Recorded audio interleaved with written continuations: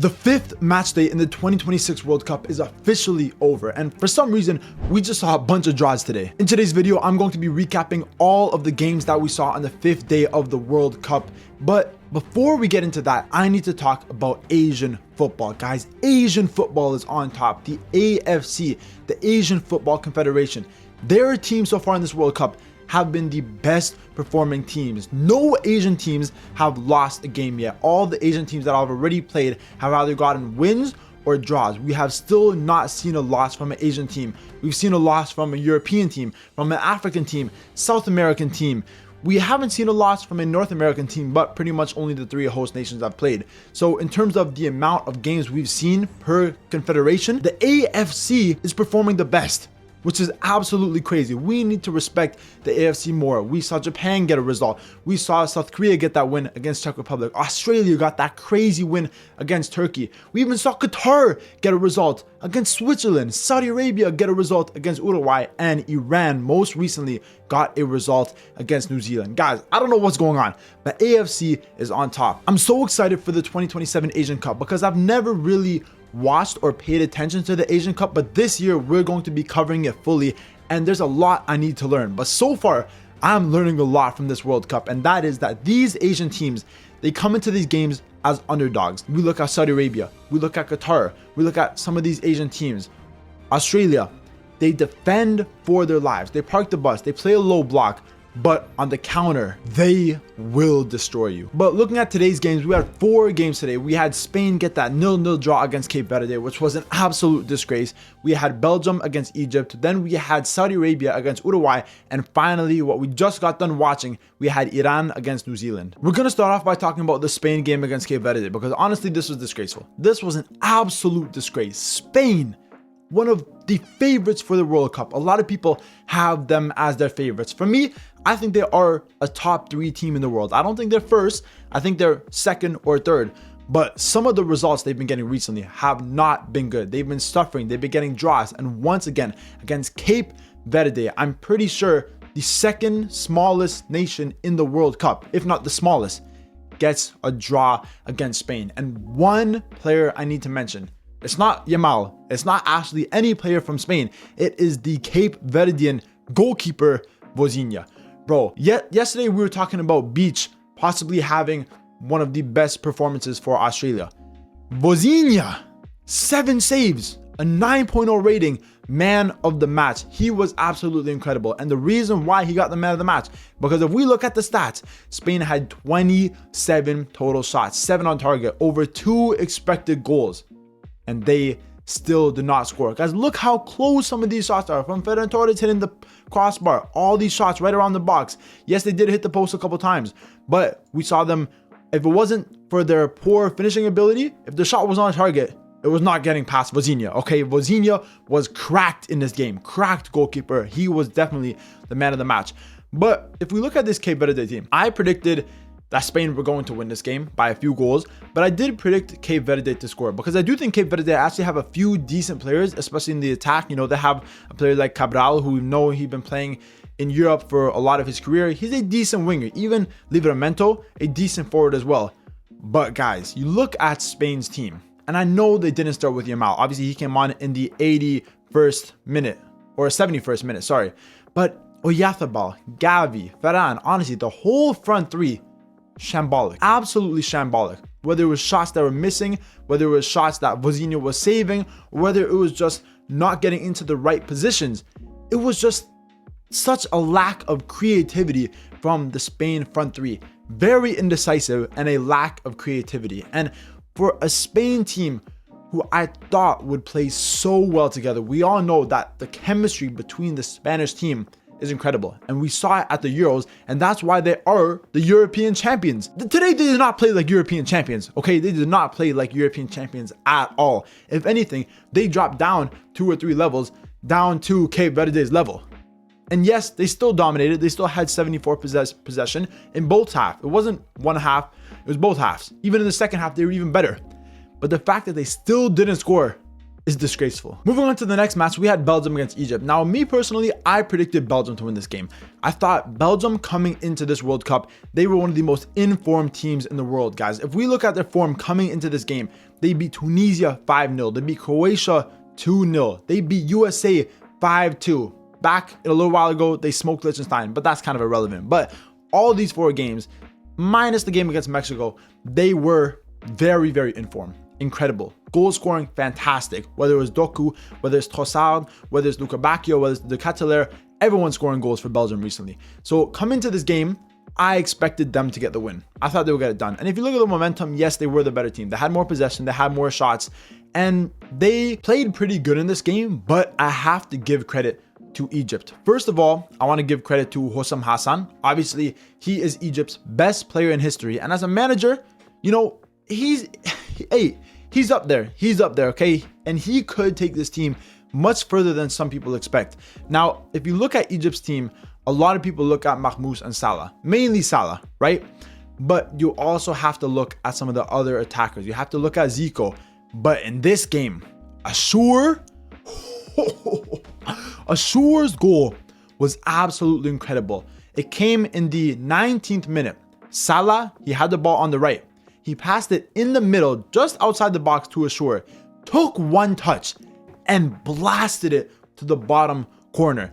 Mind you, against one of the best goalkeepers in the world in Courtois. Now, obviously, guys, we know Courtois is a very, very tall goalkeeper, and his weakness is ground shots. Now, throughout his whole playing time as a keeper, he has been surprisingly good at saving ground shots for being such a tall keeper. But when it's this powerful, this far into the corner, it was honestly a very unexpected shot. It was almost like a half volley. Courtois had no chance. Absolutely no chance. Ashour did the little Conor McGregor celebration and everyone was going crazy. That goal was absolutely fantastic. Now, for the rest of the game, Egypt weren't bad. I think Belgium were the better team, but Egypt still had chances. You know, in the second half, they had a decent amount of shots. They almost could have scored another goal right here. That was a great chance by Mohamed Salah. Obviously, it ended up being saved, but a great chance for Egypt. But obviously, in the 66th minute, right after Lukaku gets subbed on, guys, Lukaku gets subbed on in the 66th minute. First thing he does, he hasn't even touched the ball yet, mind you. He hasn't even touched the ball yet. Ball's on the right side. I think it was with De Bruyne. Crosses it in the middle. Beautiful, beautiful cross. And who's there? The one and only Romelu Lukaku. Probably the biggest, maybe most clumsiest guy on the pitch. But he scores goals. Now, it did end up counting as an own goal for Henny, who, other than that, probably had a pretty good game. But I think this is all down to Lukaku. He didn't even touch the ball. But that's what Lukaku gives you. He gives you the runs. He gives you the positioning. Yes, he's a clunky forward. Yes, he's maybe not the most appealing on the eye.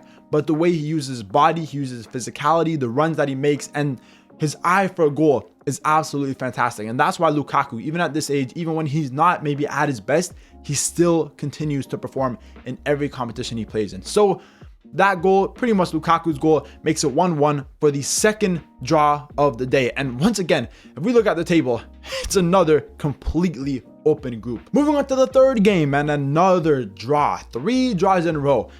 I can't wait to see what happened in the last game. But we had Saudi Arabia 1, Uruguay 1. Now, this was a very interesting game. Me personally, I predicted Uruguay to win this game because I'm not convinced with Saudi Arabia. Yes, obviously they do have their new manager in Donis, but I wasn't convinced with Saudi Arabia. I haven't been convinced with them recently. And I said many times, I think they actually got worse than the last World Cup.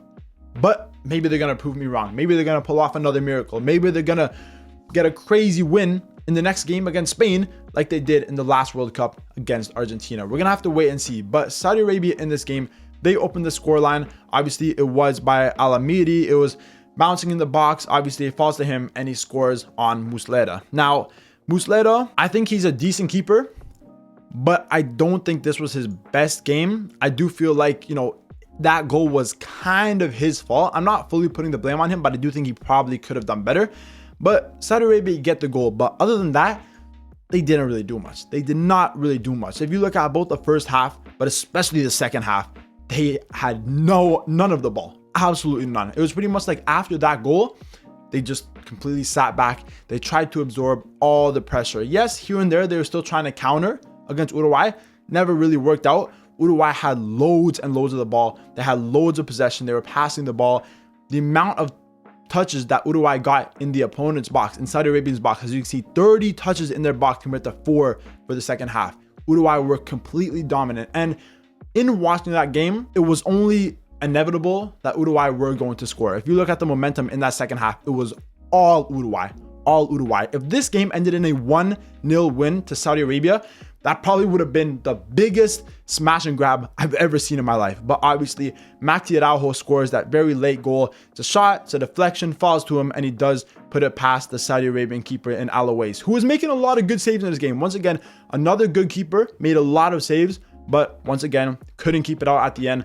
We had Araujo scoring the goal, who I think is actually a very good player playing with Sporting. He's a very versatile player. He can play as a fullback, he can play as a winger, he can play as a midfielder. So a very versatile player, and probably one of the more underrated players on Uruguay, because everyone always talks about Nunes, everyone talks about Valverde, everyone talks about Ugarte, Cáceres, Bentancur, Oliveira, but Maxi Araujo may be a very, very important player for them. And he does get them the 1 point in this game, which was a very, very crucial point, especially in a group where it's all to play for going into the next game. Because like I already mentioned, everyone in this group has 1 point. And finally, the last game of the day, the other Asian nation to keep the AFC streak alive of not losing a single game, we had Iran against New Zealand. And once again, for the 4th time today, we saw a draw. Now, at least this was a 2-2. There was a lot of goals. It was a very entertaining game. Now, I'm going to talk about New Zealand first because, oh my gosh, their goals, the assists from Chris Wood and the goals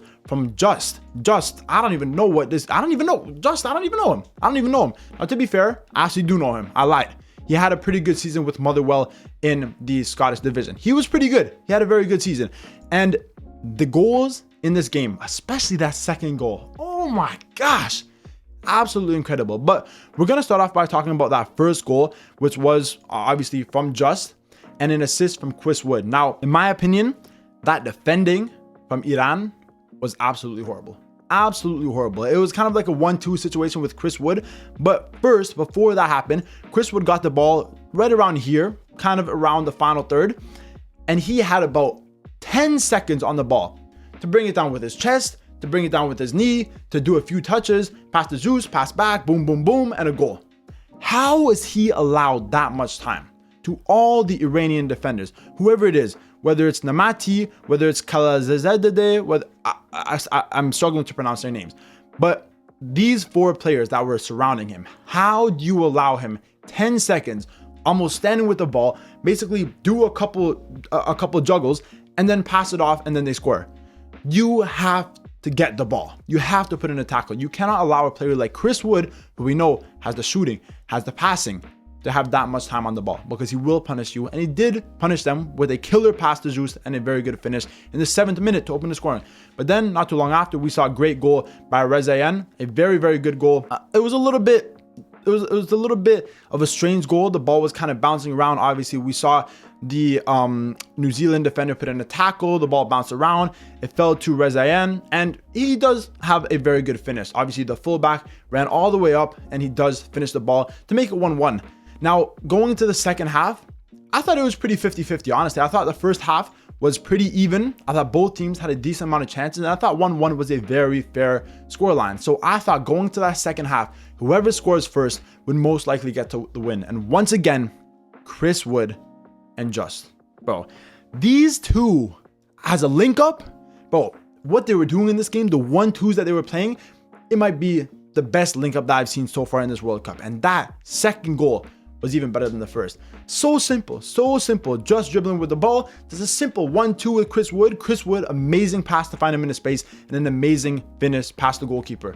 Brilliant goal, absolutely brilliant goal. The 1-2s between New Zealand, bro, I don't know what their manager got them playing. I don't know what Darren Bazile got them playing, but they were looking fantastic in this game. But obviously, eventually, Iran do get the second goal by Mohebi. A very, very good cross into him. Once again, by Rezayan. He was fantastic in this game. But what a header. What a header. Right down to the post. Fantastic header. And that makes it 2-2. And both teams had a few chances towards the end of the game.